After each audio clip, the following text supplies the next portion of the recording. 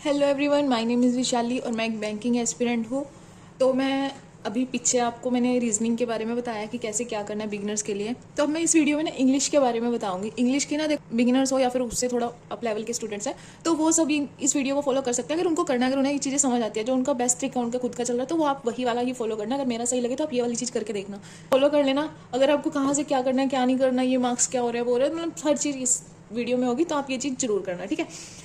जैसे अभी मैं बात करती हूँ सबसे पहले एडिटोरियल की। एडिटोरियल सारे बोलते हैं कि एडिटोरियल करो, वो कैप करो, ये करो, वो करो, ठीक है, करो, अच्छी बात है।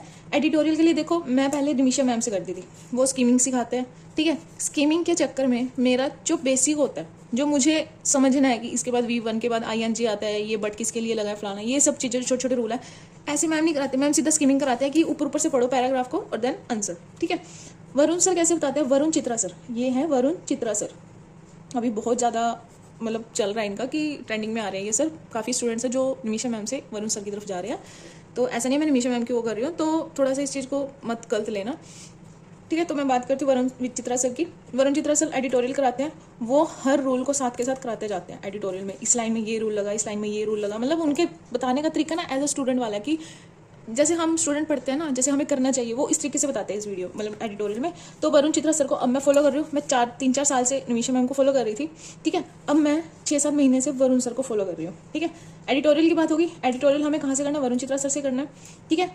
और उसके बाद मैं बात करती हूँ, एडिटोरियल हो गया, हमारी जो सबसे पहली RC होती है वो हमें टीचर बता देंगे।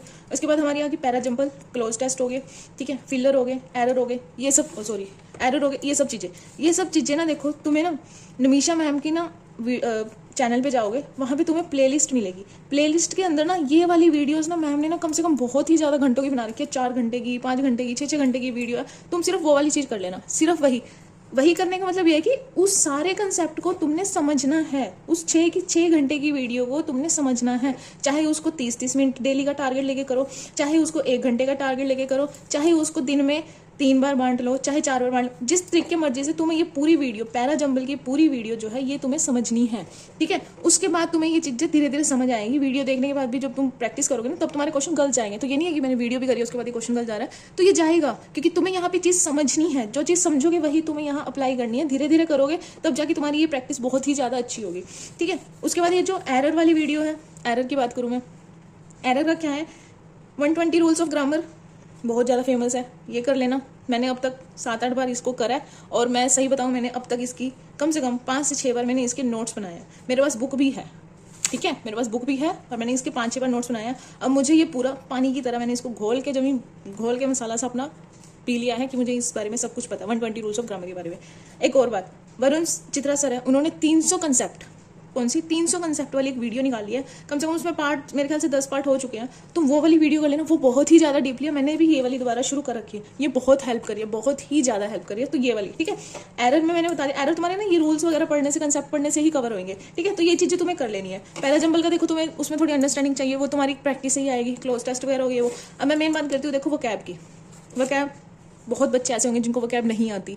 मैं भी ऐसी स्टूडेंट थी एक टाइम में कि इंग्लिश मैंने सब कुछ कर लिया, वो कैब के चक्कर में मेरी बहुत ज़्यादा दिक्कत हो रही है। पीओ का ना मतलब मैं मॉक टेस्ट लगा ही नहीं सकती थी, लगाती भी थी ना तो बहुत ही ज़्यादा मिस्टेक्स होती थी।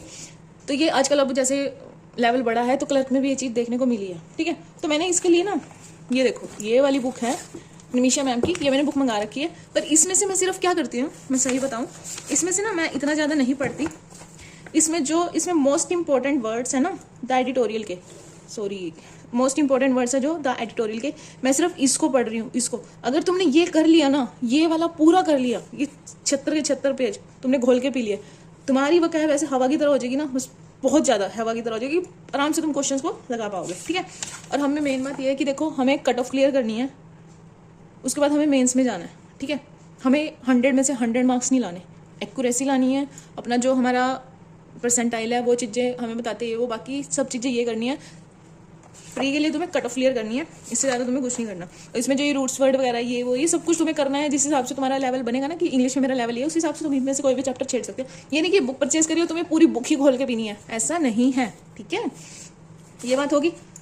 मैंने अभी एडिटोरियल की बात कर ली, एरर की बात कर ली, पैरा जंबल की बात कर ली, क्लोज टेस्ट तुम्हारी वहीं से अंडरस्टैंडिंग से ही आएंगे, ठीक है। तो मॉक्स का, इसका मॉक का क्या करना है, तुम्हें मॉक्स का ना चैप्टर वाइज टेस्ट देने हैं।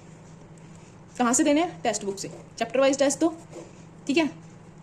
IBPS क्लर्क के दो, SBI क्लर्क के दो, ये क्लर्क लेवल के दो, उसके बाद IBPS PO, SBI PO पे जाना, उसके देना। इंग्लिश के जितने ज़्यादा सेशनल मॉक लगाओगे उतना तुम्हारा हाथ साफ होगा। ये बात को तुम 5 स्टार से जितने मर्जी स्टार कर लो उतने कम है, ठीक है।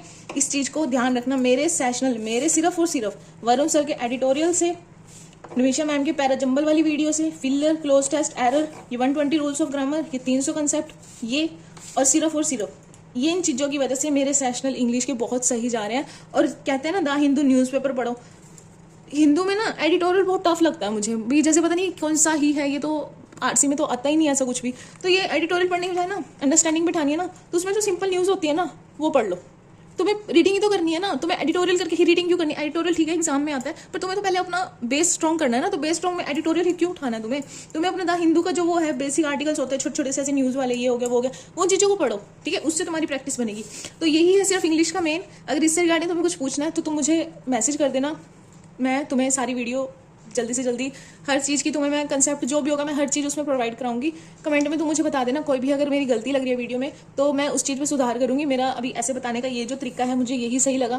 पहले मैंने ये कोशिश करी थी, मैं सही बताऊँ कि मैं ये ऐसे लिख के नोटबुक में उसके बाद बताऊंगी क्या करना है क्या नहीं करना। तो मुझे ये थोड़ा सा ना अलग लगा, सबसे अलग मुझे थोड़ा सा करना है कि मैं तुम्हें इस तरीके से बताऊँ। इंग्लिश का ये है, ठीक है, रीजनिंग का ये है, इंग्लिश का ये है। अब बच्चा क्वांट का रीजनिंग का मैंने बता दिया, इंग्लिश का बता दिया। अब बच्चा क्वांट्स का मैं तुम्हें ना अभी कुछ दिनों में प्रोवाइड कर दूंगी, 1-2 दिन में। आज के लिए सिर्फ इतना ही मैं रिकॉर्ड कर पा रही हूँ, क्योंकि पता ही है वीडियो में कि मैं मम्मा हूँ, ठीक है, 2 बच्चों की, ट्विंस मेरी बेबी गर्ल है। तो वो अभी बाहर गई है, तो वो आने वाली होंगी, ये ना हो कि ये भी मेरी वीडियो भी बीच में रह जाए। तो इसलिए थैंक यू, यही है। अगर किसी को कोई डाउट है तो तुम मुझे ज़रूर कमेंट सेक्शन में बता सकते हो। और एक और बात, मैं अभी SBI का चैलेंज वीडियोस लेके आऊँगी, जिसमें मैं अपने मॉक टेस्ट के जो स्कोर हैं वो शेयर करूँगी, ठीक है। और क्या कहते हैं कि इसमें मैं अपना जो भी चैलेंजेस में जो भी वीकनेस होगी, जो भी हर चीज़ को मैं उस चीज़ को फॉलो करूँगी। Thank you.